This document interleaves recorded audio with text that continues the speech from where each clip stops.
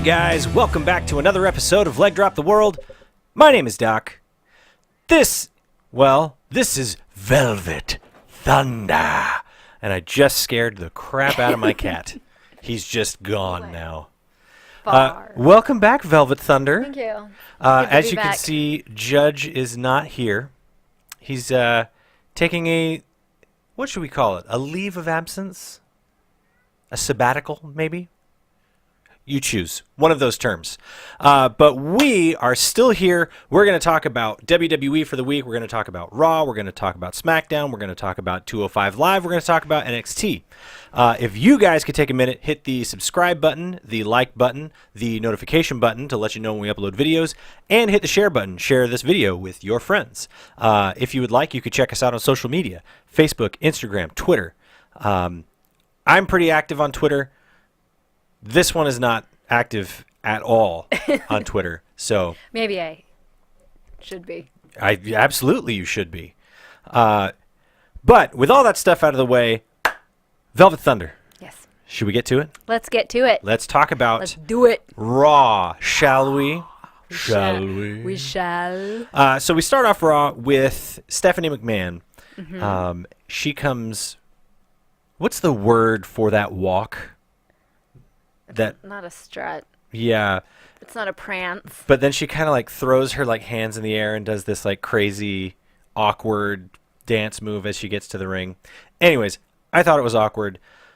But the only thing that really gave me promise or hope for this whole segment was the fact that she had a smile on her face and she looked like she wasn't going to be heel Steph that screams and is really nasty and unpleasant. But she introduces Asuka. During this whole thing, Sasha Banks comes out and she says that she is ready for Asuka, right? And that means that later in the night we get Sasha Banks versus Asuka. So yeah, that's what we have to look forward to. The next match we have, any thoughts on Sasha, Asuka, Steph? No? No, and then we can talk about Sasha and Asuka when we get to the match. That whole segment was a little off. I don't know. I'm not a big fan of Steph on the mic, and obviously it's a little awkward with Asuka, but she's just awkward enough that it kind of works. It works. You know? I like Asuka. And then, of course, Sasha does the same thing always on the microphone. So anyways, then we get a last man standing match. This is a qualifier for the Elimination Chamber, which is a pay-per-view that's coming up. And it's Braun Strowman versus Kane. Kane is over 50 years old. Yes, he is not young. He's no spring chicken. And this match, while not like high energy, they weren't running around doing flippy stuff, it was still like taxing. It seemed, it was a beatdown. It was pretty brutal. Yeah, it was. I agree with you on that. But yeah, it was an interesting segment, but really the whole thing culminates in the Braun flipping over some other heavy object. Exactly. As he does every time. Exactly. But this time he actually does flip it over. Like he has to use his actual strength. He did. Yes. But they, Kane and Braun make it back to the announce table. And of course, all the announcers flee. Corey, Michael Graves, and who else is on commentary for Raw? I don't know. Corey Graves. Oh, Booker. Oh, Booker T. Yeah. So they're all gone. Kane is laying in front of the announce table, and Braun Strowman picks up the platform that the announce table is on. Not just the table, but the platform. Is it usually on a platform? Well, yeah. So it used to okay. be that they were down by, ringside. Right. That's. But they changed it to where they're up at like the top of the entrance ramp, and so there's a little platform that the thing sits on, and so Braun Strowman lifts it up and dumps the whole thing onto Kane. And my little daughter, my wonderful, beautiful little daughter, what did she say? She looked at me and said, "Mom, Kane got wrecked. He did get wrecked. It was, it's very true. He got wrecked. And so, yeah, I mean, I thought this whole segment was pretty fun. Yeah. I mean, it was kind of cool to see Braun actually lift something, you know. I mean, you have to suspend your disbelief when he's lifting a truck. Or semi. Yeah, an ambulance or, you know, pulling over scaffolding and stuff like that. But he legitimately just lifted up, you know, the platform and the table that the platform was on. He did. So it was pretty fun. We'll see. I mean, I feel like, well, we'll talk about all the, because there are more qualifying matches for the Elimination Chamber. So the next qualifying match is Woken Matt Hardy versus Elias. And man, Elias is really popular. I like Elias. What are your thoughts on Elias? Now that I've actually seen him wrestle and not just sing. Yeah. Elias is fine. Yeah. This was actually, I thought, like a pretty good match just because it really was. I mean, it's unfortunate that Matt Hardy loses. But, I mean, really, Elias is, you know, he's much, much younger than Matt Hardy. So it makes sense that he went over.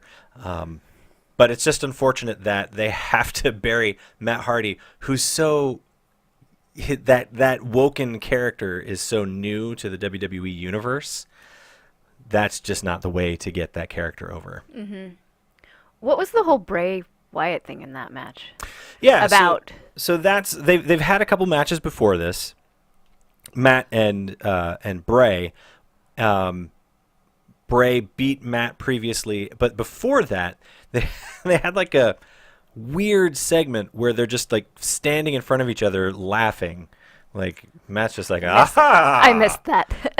and Bray's just like, ha ha ha ha ha. It's really, really weird. But so they're keeping that going apparently. You know, I figure Matt's not in the Elimination Chamber. So they're probably going to continue this Bray Wyatt, Broken Matt Hardy storyline. It's just unfortunate that Matt Hardy has taken so many losses, you know, getting other on the people. Road to exactly, getting other people to the Elimination Chamber. And I don't know, so I don't know how much you've been keeping up with it. The Elias win here really, I knew that there was going to be a match between John Cena and Finn Balor later on, but the minute that I saw Elias go over, it was like, oh, well, Cena is probably going to win his match with Finn because they've been in a storyline together. And so, anyways, that was unfortunate. Just it's always it's not as fun when you know what's going to happen. So, anyways, but we get a little break here. And we get Roman Reigns versus The Miz, for the Intercontinental Championship.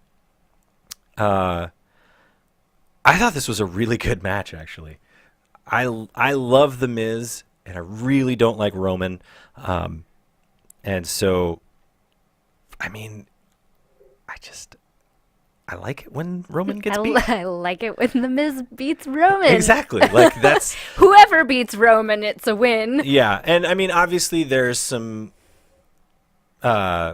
interference from the Miztourage and stuff like that. They have to protect Roman in that way. He's not going to lose clean to the Miz, right? But at least he lost. I mean, love seeing Roman lose. He's got to lose. I mean, I get it. There are huge Roman Reigns fans out there, and I see you. I know that you exist. But I really don't like Roman. But we aren't one of you. Exactly. We know that you exist. We just like don't care. You. No, that's not true. That's not true. I want to like Roman Reigns. Honestly, I do. I just don't. Is it that you don't like Roman Reigns or what they've created Roman Reigns to be? Yeah, I mean, I think that's part of it. Like, part of it is the booking. But honestly, I don't know. It's weird. Everybody hated Cena because Cena always won, right? Everybody seems to hate Roman Reigns because he always wins, but he doesn't always win. I mean, he lost tonight. He loses a lot. So I don't know. I don't know how you rehab Roman Reigns. I don't know how you rehab his image with people who don't like him and what you do with him. But hey, losing to The Miz. Take it. Yeah. I like The Miz. So then we get a quick match between Heath Slater and Rhino and the Revival. This was not on the Hulu version, so you probably didn't see I was this. like, what are we talking about right now? I Yeah. did not see this. It's just the Revival beats Heath Slater and Rhino. All right. I mean, what are you going to do? It's weird because people really cheer for Rhino. Whenever he shows up, people love him. Same thing with Heath Slater. When Heath Slater shows up, like they're comedy acts, kind of. Yeah. And people really like them, but they just are not going to put any resources into putting them over. So the Revival win. Say yeah, we go hard. So, anyways, then we get what I believe is the match of the night. Sasha and Asuka. Sasha Banks and Asuka. It's not necessarily a great match, like from just a technical wrestling standpoint, but it's entertaining. And I don't want to sound like a mean old man, but Own it. it's Be a mean old man. You're true. You hate Roman Reigns. Mean old man. Okay, I'll say it like this. The only women's matches that I have really enjoyed have had the same like 2 or 3 women. I really enjoy Becky Lynch's matches. Me too. I like Becky. She is a standout talent. She's amazing. I really like Charlotte Flair. I'm not a huge fan of her character and what she does on the mic, but I really like her matches. She's a good wrestler. She is. And then I also like Asuka. But she has had some stinkers lately in terms of matches. But this match was pretty good. Like, it was a good, entertaining match. It was. I agree. But there was a terrible botch. Yes, there was. So- it was awful. So walk us through what happens. Sasha Banks runs the ropes. Asuka's outside the ring. Yes. She runs the ropes. She comes to dive out the center rope. But Yeah. her legs get caught Yeah, like it gets caught on her hips or her thighs or something. Her hips don't lie. They don't lie. They get But away. it's very unfortunate, the next series of events, because I think the move was that Asuka was going to kind of like kick her in the body as she was supposed to sail past. But that's not what happened, because she straight up got domed. Yeah. Like, Asuka kicked her right in the face. Right in the face. And then she just fell. Yeah. And her legs hit the edge of the ring. Oh, it looked painful. I mean, it was and like then a she went missile. straight down. Yeah, like it looked like a perfect time to break your neck. Or your legs. Luckily, that didn't happen. But it looked brutal. And they kept showing it over and over again. Yeah, exactly. And this is what I hate. When someone screws up, and this has happened multiple times this week, I feel like, the announcers or the commentators like keep going back to it, or they keep drawing attention to it. Pointing it out. And I'm like, guys, like, don't point it out when they screw up. They did that at least 3 times this week when someone went for like a move or something and they go, he didn't get all of it. So Shut up. They're pointing out that it was a screw up. They're not like trying to make it seem like it was meant to happen that way. Exactly. Like, just leave it alone. Be nice. See, you do this. Yeah. So, anyways, this was like the most dangerous thing. What's funny is as soon as she went to like sail through the top and middle rope. Gravity became like 20 times what it is normally. Ka-thunk. Yeah, she just like there was no more forward momentum. It was just all down. And so, anyways, but the rest of it's like the rest of the match. You know, Sasha wrestles and she does a great job. And let's see, Asuka wins. Asuka She wins goes with over an Asuka lock. with the Asuka lock. But man, I thought it was a good match. I don't say this often, but I kind of want to see them wrestle again, especially when it comes to Sasha Banks. I love certain matches that Sasha Banks has had in the past. She's had amazing matches, but Sasha more often than not now has kind of stinkers. But this is a match that I'm like, let's see it again. Like, Do I say it? She hurt herself in this match. yeah. So Sasha has Do I been- go there? She's been getting a little heat online because of the Paige injury. I know that Foxy's injured. I don't know if she had anything to do with that particular injury. But now there's this. So I did see some stuff on Reddit where people were saying that she was an unsafe worker and stuff. But I don't know. That's the kind of thing that like the blind spot with Paige. Yeah, that absolutely didn't need to happen. This is one of those things that like it could happen to anybody. Right, and it happened to her herself. She did, she Yeah. didn't hurt someone else. Better to hurt yourself than someone else. Yeah, exactly. Yeah, I think you would, if you're a wrestler, you would hope that Right. you want to be safe with the person that you're working with, and you would probably feel a lot better if you hurt yourself and not them. So, anyways, good match. Can't wait to see that match, more. yep. See more of that stuff. Then we get Titus Worldwide versus the Bar for the Raw Tag Team Championships. Titus O'Neil's knees do not look great anymore. They do not. He's- He walks kind of like Big Show. yeah, like that's the one thing I noticed. There, I mean, not the one thing, but that is definitely something that stood out to me. It was just like, ooh, ooh, oh, like every step he took, I was like, dude, you're gonna. I enjoyed watching Apollo Crews, though. He's very flippy. Dude, that guy he's a great wrestler. Him and Cesaro. I feel like those two guys, I kind of wish that they were a tag team. I feel like those two guys could really put on some shows. Although, I guess the two of them would need to be working against each other. I don't know, but I would love to see. Here's the thing, though. The problem with Cesaro and Apollo Crews is I don't know that I could get behind their characters as they are currently. Right? It's fair. I don't know why I should care. You know, like I kind of like Cesaro and the bar thing and the sunglasses and Cool the kilts. the kilts and the Like the jackets. But once you take that off, it's still just Cesaro, and he's kind of a heel sometimes, but I don't know. He just seems a little vague in terms of his character. Same thing with Apollo Crews. He's just sort of this like smiley, hey, He makes me happy. yeah, which is He's fine. fun to watch. Like that's a great babyface thing to have, but I need a reason to, buy in. Reason to care. Yeah.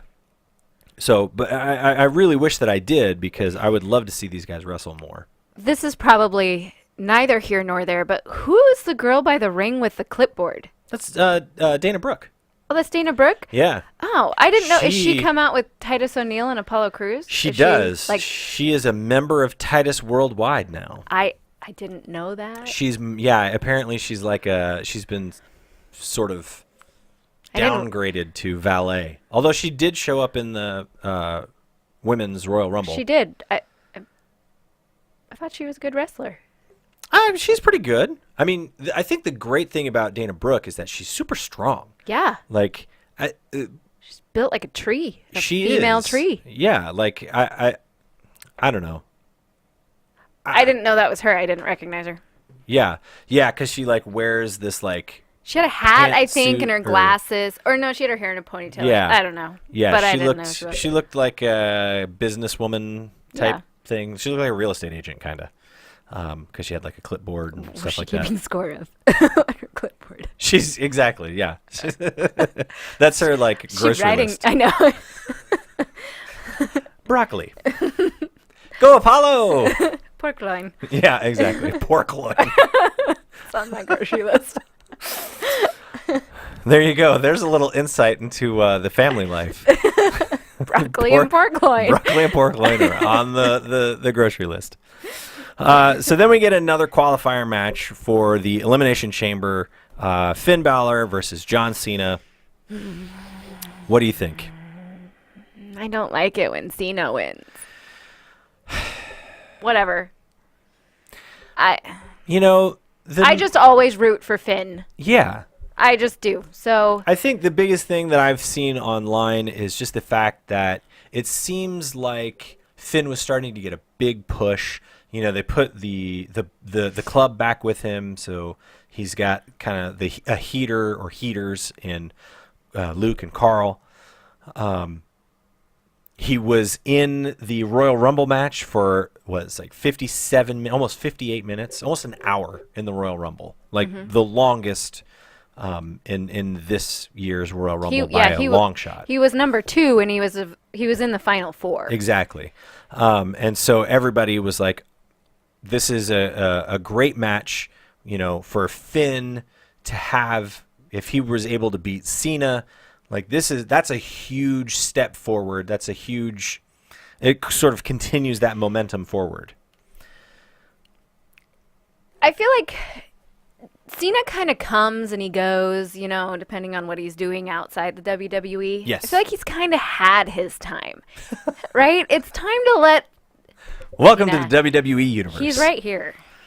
Yes. No, that is, and honestly, that's been the big complaint about Cena for the past, I don't know how many You can years. come back, John. Is that he is sort of a part-timer now. He wasn't necessarily then, but he had these opportunities to put new guys over, and he didn't. Yeah. You know, that happened with, I know Wade Barrett was a big one where he had a big match, huge stakes for Wade Barrett, you know, in the Cena match. If Cena had put his shoulders down for Barrett, who knows where his career would be now. Same thing with Alex Riley. I know there was some heat between them because I don't know if that's necessarily match related, but Cena has these opportunities to put talent over that are full-time stars. Like, Cena doesn't need to beat Finn Balor. No. What does this do for him? Okay, he won against Finn Balor. Now he's in the Elimination Chamber. You know what? That means, you know what that tells me? That tells me that Elimination Chamber was scheduled around John Cena's movie shooting schedule. Right? That's. It's true. You know? And this is all speculation. Who knows? But, like, how much of a say does John Cena have in these decisions? Or is it the writers? Or, like, hey, Cena, because he's a push, he probably sells tickets and stuff. So Yeah. Like, I mean, he's a businessman. He knows who he is and how he draws and stuff like that. But I think the idea is that you have to take a risk at some point, right? You got to take a shot on a guy because Cena's not going to be able to do it forever. And, you know, Finn Balor has a ton of momentum going into this match, and then he's just been cut off. You know, he's not going to be in the Elimination Chamber match. What does he do now? He's lost to Cena. He had all this momentum going forward. But anyways, the match was fine. I mean, they had some good yeah, spots. the wrestling was fine. You know, it wasn't. I got a little annoyed, I gotta say, when he threw up the too sweet. He went to set up Balor for the AA, threw up a too sweet, and I was just like, boo, boo. Crossed a line there, man. Yeah. And then it ends up taking a super AA to finally put Finn Balor away. He gets up on the second rope and does the avalanche attitude adjustment and gets the win over Finn Balor. Yay. Boo. Now what? Now he gets to go. Now like, he's in an Elimination Chamber match. So he'll go to WrestleMania. Like, I mean. He will. I mean, he'll be at WrestleMania. Who knows what match he'll have there. But I don't know. The booking of this was bad, I thought. However, with all that said, like, I mean, it was still a fairly entertaining episode of Raw. Like, it wasn't, I mean, there was some fun stuff, with I didn't hate it. Kane and Braun, the good match with not Shinsuke, Asuka, Asuka and Sasha. The tag title match was pretty good. So let's do it. Scale of 1 to 10. What are you going to give Raw? Oh, I don't know. I don't always watch Raw, so I don't have a whole lot of Okay. comparisons. But I'd say maybe 6.5, 7. Okay. 7. You know what? I'll probably give it I would say I have seen some really crappy episodes of Raw. See, and so you might go higher, right? No, I think 7 would be a good one. I think it was above average for an episode of Raw. If 5 is average, I think it was, it was better. It was. I would go 7 on this one. Definitely not 8, and it was probably a little bit better than 6. 7. So 7 is a 7. good rating. So let's move on to SmackDown. All right, Monica. Sorry, I couldn't help it. So Raw starts off with Shinsuke Nakamura coming out to the ring. Dude, that crowd loves his song. I love his song. Man, they sing along with that real loud. But he comes out and he takes a microphone and he actually does a good job, I thought. I thought it was, I thought he did okay too. he essentially goes through he says, Sami Zayn, knee to face. And then who else does he say? I can't remember. I don't remember everything, but I always get a little nervous when Shinsuke or Asuka have the mic. Yeah, 'Cause yeah, it's like, exactly. Ooh, what's gonna happen? Honestly, I feel like I am willing to give them a ton of leeway. Oh, yeah, for when sure. it comes to that. The thing that makes me nervous is when they have the microphone and the crowd starts giving them the what treatment or something like that. It's like, come on, guys. Right? You were just singing his song. You were just like cheering, but he got a huge Nakamura chant. Like the crowd is really into Shinsuke Nakamura right now. So he's so hot right now. It's so hot right now. But anyways, he goes through the whole list of people that he Kinshasa'd at Rumble, and then he says AJ Styles, knee to face, WrestleMania, new WWE champion. Then he's interrupted by Kevin Owens and Sami Zayn. Sami Zayn. And they're amazing on the microphone. I love Kevin Owens and Sami Zayn. I mean, I've been wearing a Sami Zayn hat for Long How long? time. Long time. Yeah, it's been a long time. I mean, I want to say a couple years, but it may not have been that I could long. wear a Sami Zayn hat You right could? now You too. want a Sami Zayn hat? So could the cat. I mean, we've got. And then I've got another one upstairs. Yeah, we got. Thanks to Shane. We got to give Shane credit for the Sami Zayn hat. Absolutely. Shane has been on the show before. And so, anyways, while they're talking about the match that they had at Rumble, that the Kevin Owens wasn't the legal man. AJ Styles pinned the wrong person. They've been robbed by Shane McMahon. And AJ Styles comes out, and AJ says that they're whiners, essentially, and that he wants to wrestle them, with Shinsuke Nakamura as his partner. What? I liked their response. What was their response? Nope. That's right. We've been saying that for a long time. That's because of Akira Tozawa, though. Yeah. But anyways, they walk off. They say no. But then we get a backstage segment where Daniel Bryan essentially says, "You know what? AJ Styles can't make matches, but I can. You guys are wrestling tonight." And then they're going to wrestle against each other. And then that's right.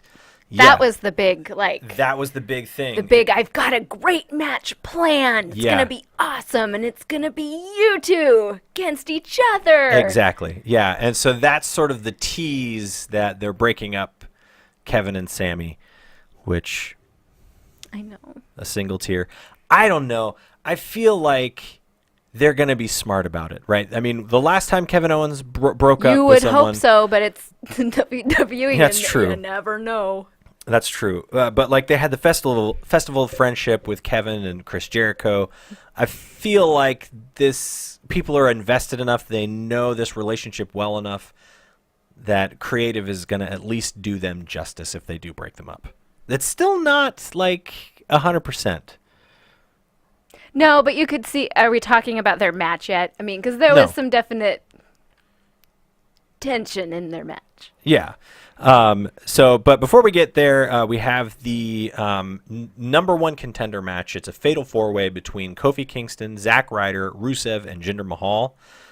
Dude, Rusev is over. People love that guy. When did that happen? It happened with I the feel Rusev like Day one thing. day it was just like Rusev, and then it was like Well, Rusev. yeah, no, it was the guy that you don't like. It was Aiden English. Aiden English, Yes. when he got put with Rusev and they started doing the Rusev Day stuff, it's the same thing that happened with the New Day. When the New Day first showed up, everybody hated them. And then they started like acting crazy and saying silly things, and everybody was like, "Oh, hey, we love those guys." So we're just little pawns. You know, Rusev and Aiden English were these like, well, especially Rusev was just this like, but then they stick him with somebody who just like sings Rusev Day, and Rusev smiles and is just like Rusev Day, and everybody's like, yeah, no, we want more of that. I guess I can like Aiden English for that. Yeah, I mean, just his singing, it just gets to me. yeah. So, anyways, during this match, Bobby Roode is on commentary, and there's a great point where Big E pulls out some pancakes and starts just tossing them at the commentators. And Corey Graves again almost loses it. He's just like, you could see that he's on the verge of just like busting out laughing. For as much as I love Bobby Roode's song, he's a little boring on the microphone. If I'm being honest. But this match is good. Zack Ryder looked great, I thought. He had some pretty fun moves in that. Kofi Kingston is always super solid. Jinder Mahal was meh. What's this thing? Come on, bro. But anyways, Rusev ends up winning. And so now he gets to wrestle. He submitted Kofi. With the Kofi accolade. Tap to Rusev. So now we get Rusev versus Bobby Roode for the United States title. Rusev has been the United States champion before, so we'll see if they actually put him over. I feel like they won't. I feel like they're gonna stick with Bobby. Yeah, why was Rusev with Jinder? Like, how did that pairing happen? I missed something along the way, apparently. Why was he with Jinder? Why were they a tag? They weren't tagging. It was. Oh, it was a fatal four-way. Yeah. That's right. Okay, Yeah. I was confused. However, if you go I get back confused. to when they were both on Raw, they were a part of the. No, maybe Jinder wasn't a part of that, but they had like the. It was like Rusev and Alberto Del Rio and Sheamus. What were they called? I can't remember. Oh, I remember that. The League of Nations or Yes, something like that. I think that's what it was. I think it was the League of Nations. I can't remember if Jinder was a part of that, though. I feel like they were paired, though, at one point on Raw a long time ago. I don't think Jinder was part of that. He may not have been part of that, but I feel like they did. They had some, like, teaming stuff, but then they broke up. But anyways, it was good to see Rusev win this. And then they had a cool little video package of Jimmy and Jey Uso like walking somewhere. I don't know where they were, but essentially it was almost like an old Raw thing, like from back in the 90s. They were just like walking and talking to the camera and saying that they were coming out next, and then they cut to commercial. And then when they come back, the Usos are essentially going through all of the people in the tag team division that they've beaten, which is everyone. What does he say? locked up. Yeah. New Day, locked Locked up. up. And then they had like The bars. Yeah, the graphic of the prison bars.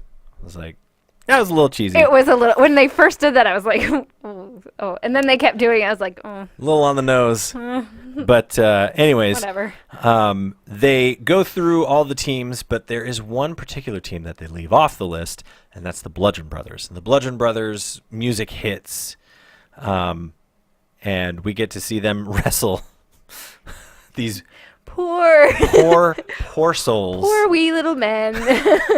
These jobbers come to the ring, and the Bludgeon Brothers absolutely obliterate them. It's like almost not fun to watch. Like, it's fun to watch, don't get me wrong, but it's almost not fun to watch. But anyway, so I guess that's the next match. The next feud, I guess, for the Usos is the Usos and the Bludgeon Brothers.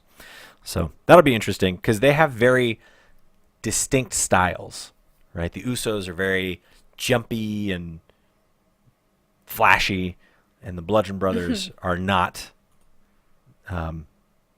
They're very hard hitting and hurrah.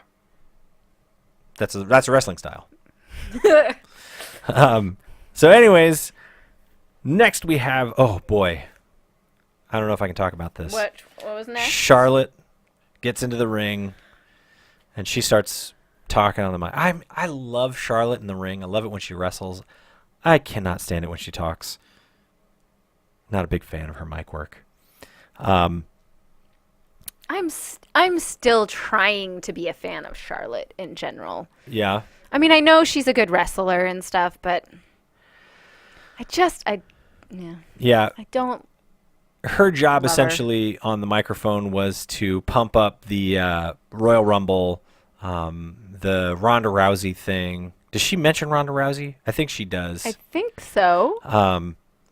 But as she's talking, Ruby Riot's music hits, and then it gets even worse because I'm not a fan of Charlotte's mic work, but I will take Charlotte's mic work over Ruby Riot's mic work any day of the week. Essentially, we get what she used to say in NXT, or what she had said in the past in NXT, right? She says, Charlotte, I've seen thousands of you, spoiled, talented, but I don't know. Yeah. But then she's like, I'm original. No one talks like me. No one looks like me. And it's like, dude, we get it. You have tattoos. Good for you. You're so unique. You shaved half your hair. Yeah. Big whoop. Absolutely. Yeah, you're unique. We get it. So anyways, the Riot Squad, Liv Morgan and Sarah Logan, end up trying to attack her. They all three kind of jump in on her. Charlotte holds her own for a while, but ends up getting overpowered by all of them. And as they sort of leave Charlotte dead in the ring, In comes Fabulouas, Carmella. I could think of her music before I could think of her name. But she comes running down to the ring with the Money in the Bank Money in the Bank briefcase. contract. And I mean, like, I know. she was screaming, and I was like, dude, enough. Yeah, she's shrill. She's super shrill. Yeah. And so she was telling the ref that she wanted to cash it in. And then I hate when they do this, but the ref takes the briefcase and he's talking to the ringside announcer guy, and he was like, she wants to cash this in. And the ringside announcer is like, well, what's that? Is that a brief? I don't know what to do with this. Is there something in that briefcase? Yeah, there's she wants to cash. I don't know how this works. I've been working at this company for 20 years now, but I've never had to do this before, so if you could just take this from me. It's really annoying when they do stuff like that, but it takes them 5 minutes to figure out that all she wants to do is cash in the briefcase. But while they're talking about it, Carmella goes to attack Charlotte, but she moves out of the way, and Carmella ends up knocking the The ref. She the knocks the ref. ref over, and Out of that's the ring. when she was really screaming over That's the right. side of the ropes, and I was just like, "Oh my gosh, you've got to stop! Yeah, yeah. What's wrong with you? What's wrong with Get you? up! Get up! Get up!" Yeah, so like easy there. But anyway, so it's sort of a failed cash in, but it wasn't an actual failed cash in because she ended up taking the briefcase back. Yeah. And so changed her mind. Exactly. Not today. yeah. Not today. Yeah. So we have that to look forward to, I guess. Some more shrieking. Yeah, in our future. Yeah, dude, I am just not a fan of anything that's happening with the SmackDown women unless Becky Lynch is involved. Like, get Becky Lynch involved. Becky Lynch, Naomi, and honestly, Natalya.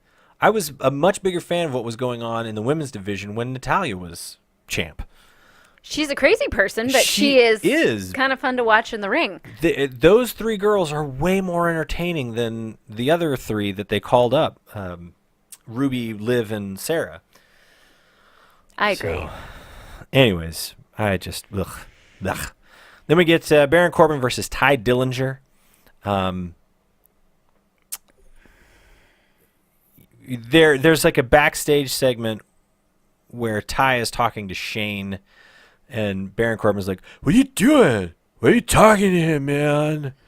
Just like, what are you doing?" And Pretty accurate. Yeah. Spot on. just, Baron Corbin,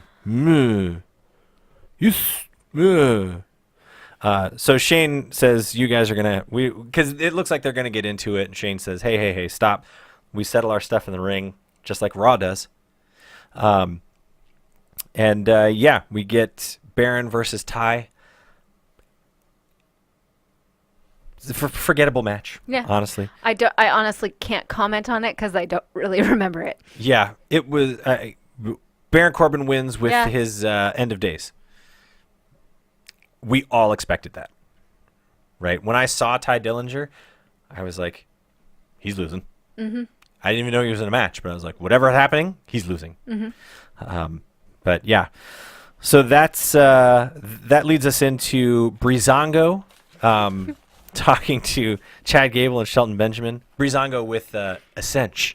Mm-hmm. Hey, Ascench. They're best friends. Yeah, dude, I freaking love these guys. I do too.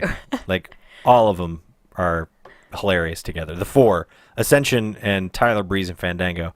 But the whole gist of it is Chad Gable, Shelton Benjamin, are talking about how good they are, and so they're going to have a match. They want to have a match with Tyler Breeze and Fandango, which that's what we get. Yep. And it's actually pretty fun match, I thought. Yeah. I mean,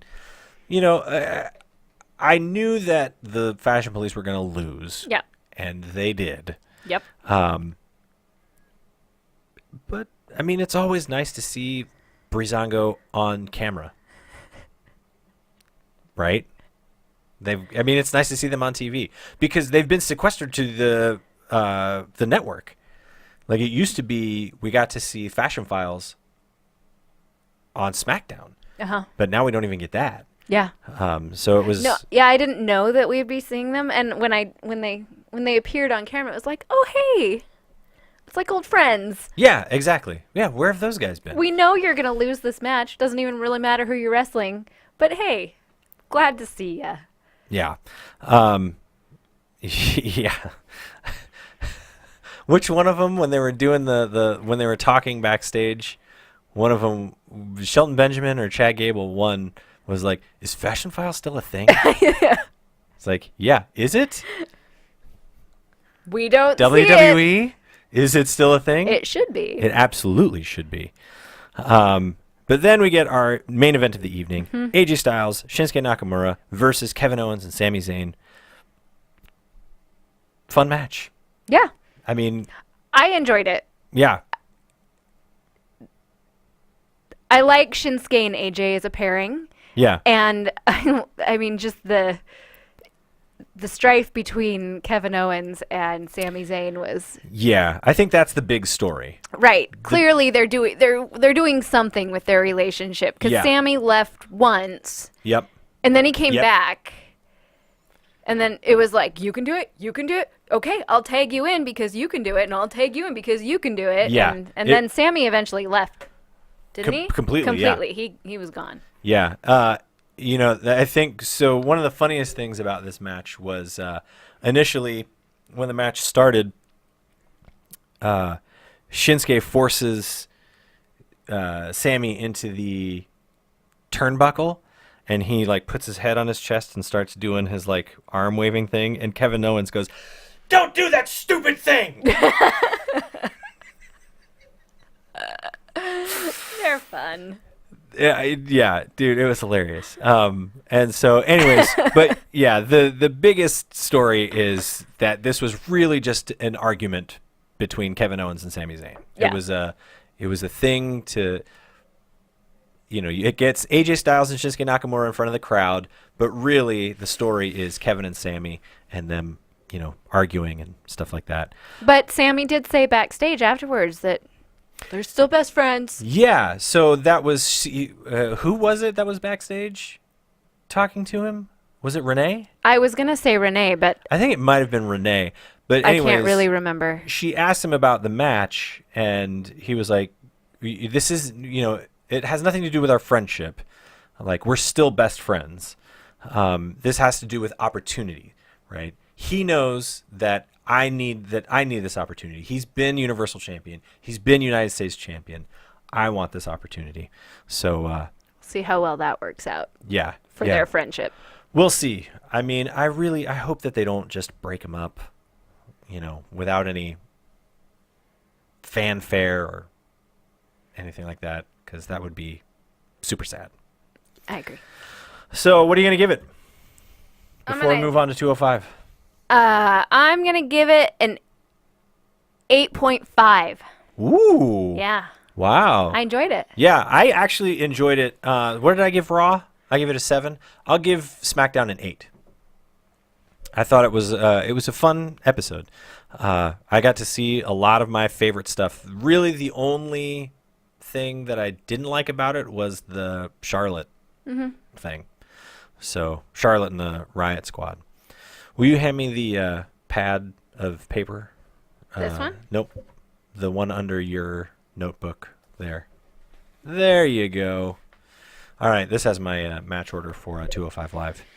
So let's move on to 205 Live. Daniel Bryan comes out, and he introduces the Leprechaun. Yeah, that's what I was gonna say. How is he so orange? How did he get his suit to be so green? His orange face and his green suit. Yeah. I'm surprised he didn't bring a wee pot of gold with him. Yeah. So the big story is that 205 Live is getting a general manager, and he brings out who used to be Rockstar Spud. They're calling him Drake Maverick now. Although I think he was in the WWE previously and had another name. But anyways, he comes out and introduces himself and says that the 205 Live, they're going to have a cruiserweight tournament for the belt, for the title. And it's like a 16-person single elimination tournament, and you don't have to wait until WrestleMania. We're going to do that tonight. So they have two matches for the... Oh, hey, look, Oh, our little kitty. this is Steamboat. Yeah, He's been up here before. that's right. Steamboat has been up here The before. last time I was here, Steamboat joined us. That's right. Usually when Judge and I do this, the door is closed, so Yes. he can't get in here. So anyways, Drake Maverick, I think he's pretty good on the mic. He's a British guy, got an accent. But yeah, could be good. He's teeny tiny. He fits in perfectly at 205 Live. He's a teeny tiny little person. But yeah, Leprechaun, just one more factor. yeah, should be good. But the first match that he announces is Cedric Alexander versus Grand Metalik.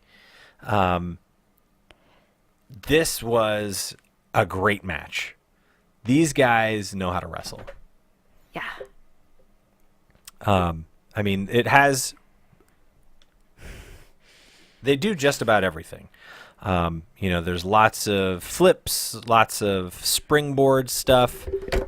Oh, you jerk. Seriously, man? You're just going to come in here and ruin everything? Yeah. Okay. Oh, I can't say I'm too sad about that one. Yeah. Bye, John. Spanish Fly. It's so fun to watch them flip and jump and do like kip ups and stuff. Yeah. It's like, wow. Yeah. It's amazing. Yeah, it was a great match. I honestly hope that this is kind of the way that they go with this, because for a while they were trying to do these storylines with Alicia Fox and Noam Dar, and they were trying to do storylines between Neville and TJP, or Austin Aries and Neville, or Enzo. Like, it was all kind of character focused, which is fine, but none of those guys are great characters. I mean, in my opinion, like 205 Live should be about wrestling, and that's what's going to get your character over. Build your character in the ring. Don't tell me who you are. Show me who you are. And so, yeah, I hope that that's what continues to happen, because this was a great match. Both of those guys did a great job. And then we move on to but before we get the second match in that, because there are only 2 matches, but they're doing this like backstage thing where all the wrestlers are supposed to be holding their phones. Cedric won that match, by the way. That's right. He hit the lumbar Just check. Gonna Yeah. make sure we know who the winner was. Yeah. It was actually really good. Oh, man. At 1.2, Metalik hit Cedric Alexander with a chop on his chest. And the spray of sweat. Dude, this is a great match. But anyways, yes, Cedric Alexander wins with a lumbar check, and man, it looked like it hurt. But anyways, so he moves on in the tournament. But then we get these backstage things where guys are supposed to look like they're talking into their phones and stuff. I hate that. Stop. Just stop. Stop. If you're listening, WWE. Exactly. But then we get Tyler Bate versus TJP. Man, this was another great match. This was a lot of fun. Tyler Bate always has a great match. I've never seen him in a match where I'm like, this sucked. Yeah. He's just super fun to watch. He is. He's got a fun style. He's super over. The crowd loves him. And he's so just regular. Like, yeah, he comes not out in blue flashy. trunks. I thought he had his socks on when he walked out. And then I And he realized, does. those are, well, he does, but I didn't realize he had shoes on too. I thought he Yeah. was just coming out in his Just come out tube in socks. Tube socks. But He carried like a bowl of like Doritos out with him. I was like, You're you've got to have shoes on. Oh, hey, are we wrestling here? But anyways, yeah, this was a great match. Lots of he's very into like joint locks and stuff like that. But the story of the match was his knee. TJP was going after Tyler's knee, and eventually gets Tyler to tap out to a knee bar. But man, I really enjoyed both of these matches. This is exactly what 205 Live needs to be. Mm-hmm. Just fun matches, something I can turn on for 30 minutes, 45 minutes, whatever it is, and just watch a couple great matches. Mm-hmm. It doesn't need to be anything more than that. And I feel like then those guys, like, as you put those matches together and as you get more and more of them, you start to get a fuller picture of who their characters are. And then you don't have to have somebody like Enzo on 205 Live and just talking on the microphone. I mean, 205 Live was half talking when Enzo was champion. That's just not acceptable. No, Not it was very enjoyable tonight. Yeah. Great episode. What are you going to give it? 9. 9. You know what? I'll give it a 9 too. I can't think of anything that was bad about it. Just other the than selfie videos. The selfie videos, so stupid. Selfies. But they were super selfies short. in general. They were super Yeah. short. And so, yeah. So, last thing, NXT.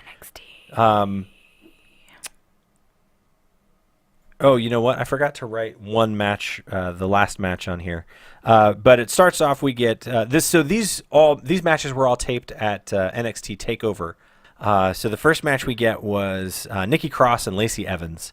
What did you say about Lacey Evans? What did I say about her? I said I liked her pinup gear. Yeah. I She like looks her a- look. yeah, she has. Is that all I? Was there Yeah. something else? No. She's got a great look, but she's a great wrestler. I've seen her wrestle a ton of matches now. She's good. She needs to be on main, or she needs to be getting a push. I think the Nikki Cross match is a step in the right direction. Nikki Cross is at the top of that division now that Asuka's gone, essentially. And so, yeah, great match. A lot of fun. Nikki Cross ends up winning with the swinging fisherman's neck breaker thing. Lacey doesn't win, You say but so. still a great match. Yeah. Most of the episode, though, was recaps of NXT TakeOver matches, which, if you haven't watched NXT TakeOver, it is the best WWE show. It's the best WWE pay-per-view that I have seen in the past 3 years. Wow. That's strong praise. He's seen a lot in the last 3 years. Bar none, the most entertaining wrestling pay-per-view that I have seen the WWE put on. Wow. So, Where did you watch it? well, I can't say where I watched it on camera because I might get in trouble. Oh, But edit that out. I don't want to edit it out because it's hard for me to find these stupid places. Judge the other day said a bad word, and I was going to edit it out, but then I couldn't find it. I forgot where it was. And you have I to was put like, a "You know what?" PG-13 rating on it. Thanks a lot, Judge. So no more editing.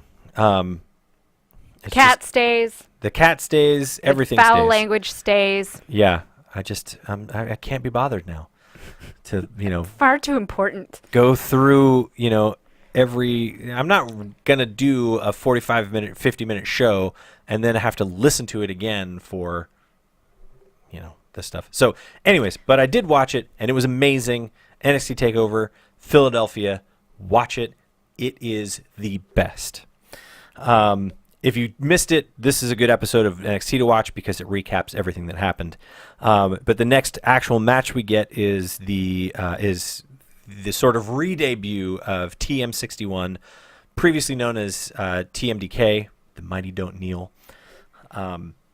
versus the Ely brothers, or as you called them, the male Bellas. Just because they're identical twins. That was the only reason. Yeah. But yes, they are identical twins, and they lost. TMDK. I mean, it was really a show-off match. It was to show off exactly what TM61 can do.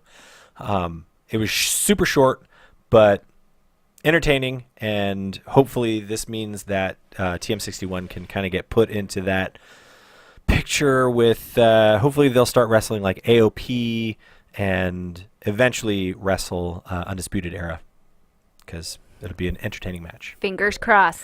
And then the last match of the night is Tyler Bate. It's a number one contenders Tyler match. Bate again. Exactly. It's a number one contenders match for the UK title. Tyler Bate versus Roderick Strong. And the exact same thing, the thing that you said about Tyler Bate not having bad matches, I'm going to say about Roderick Strong. He might be my favorite wrestler right now. Like I love Sammy and I love AJ, obviously. But in terms of just a guy who you could go back and look at the previous 15, 20 matches that he's had, they're all amazing. He has great matches. And this was no different. The story this time, so in 205 Live, unfortunately, Tyler Bate did a lot of losing this week. It's okay. Yeah, TJP was working his knee. In this one, it was Roddy working on his back, which makes sense because TJP's finishing move is a knee bar, and Roddy's move is the end of heartache. But it's that. I mean, it essentially looks a lot like the lumbar check. It's a move that attacks the lower back. But yeah, this is a great match. Another phenomenal match that happened at TakeOver, and Roderick Strong wins. So we're gonna get Roddy versus Pete Dunne for the UK title. Will it be weird if Roddy wins that title? He's not British. Well, Rusev had the United States belt for a while, and he's but the whole Bulgarian. The UK title started in, they had the UK thing in England. It was all over there. I mean, it makes sense, but still, it's just weird that he's going for the UK title. Whatever he can get. Yeah, I mean, put a belt on that guy. Like, he's freaking amazing. But so is Tyler Bate and Pete Dunne. Like, it's unfortunate that it has to come at the expense of those two guys. But yeah, I don't know. I'm a huge fan. I thought this was a great episode of NXT. What's your rating? An 8? Yeah, I'm gonna give it an 8. I mean, overall, this is a step up. I just remember leading up to Royal Rumble, it was bad. Nothing good was. Oh, there. Nothing good was happening. Not nothing, but a lot of bad stuff happening. Raw was very blah. SmackDown was okay. 205 Live was not very good because it had Enzo, but now Enzo's gone. And NXT has always been great. I've always loved NXT. So it's just nice that like the whole product this week was just, it was all top-notch stuff. So there you go. That's wrestling for the week. Fun week to watch. That's right. Good week to be a wrestling fan. You have any final thoughts? Anything that stood out to you this week? No, you're putting me on the spot. No? Oh, I mean. Nothing that we haven't already discussed. Okay. I mean. Yeah. Yeah, I can go back over it. Well, no, let's not do that. We'll leave that for the next episode. And we hope that you guys join us. Yes, please. If you guys could, again, hit the subscribe button, like button, notification button, and the share button. We would love to hear your thoughts on wrestling, on everything pertaining to the WWE. You could leave us a comment on this video, or you could check us out on social media. Check us out on Facebook, Instagram, and Twitter. That's my cat. He says to do it as well. But yeah, unless you have anything else. All right. No? Well, we will see you guys next week.